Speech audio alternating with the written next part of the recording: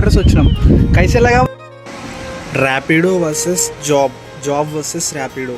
ఇప్పుడైతే మనం ర్యాపిడో ఊబర్ ఇంకా రెండు ఆన్ చేసి పెట్టుకున్నాము. ఏమవుతుందో చూద్దాం. ఇప్పుడు వస్తే చూద్దాం ఆర్డర్స్ మనకైతే పోర్టర్లో ట్రిప్ వచ్చింది. ఫస్ట్ ట్రిప్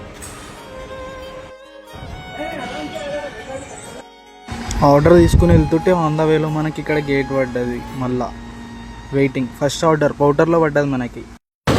మనమైతే వెళ్తున్నాం ఆన్ ద వే. ఎండ అయితే మస్తు కొడుతుంది.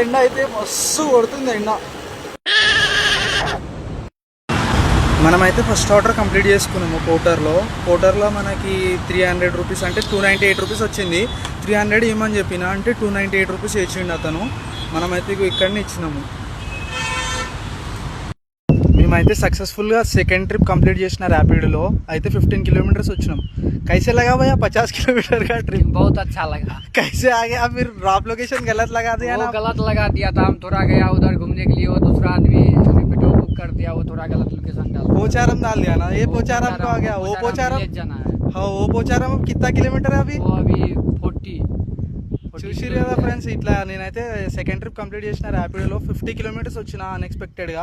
బట్ నాకు ఇక్కడ నుంచి రైడ్స్ వస్తే రావో అనుకుంటే వాళ్ళేమో రాంగ్ లొకేషన్ పెట్టేసి ఇప్పుడు ఇంకా మనకి ర్యాపిడోకి రెండింటికి డిఫరెన్స్ ఏముంది అంటే, జాబ్లోనేమో మనకి మేనేజర్ టెన్షన్స్ ఉంటాయి, మేనేజర్ ప్రెజర్స్, ఇంకా హయ్యర్ అఫీషియల్స్ ప్రెజర్స్ ఉంటాయి. మనకి రోడ్ పైన వచ్చేసి ట్రాఫిక్, ఇంకా అదర్ పీపుల్. మనం ట్రాఫిక్లో వెళ్తూ ఉంటాం, వెనకాల ఆరన్ కొడుతూ ఉంటారు, చిన్న చిన్న టచ్లు ఇస్తూ ఉంటారు.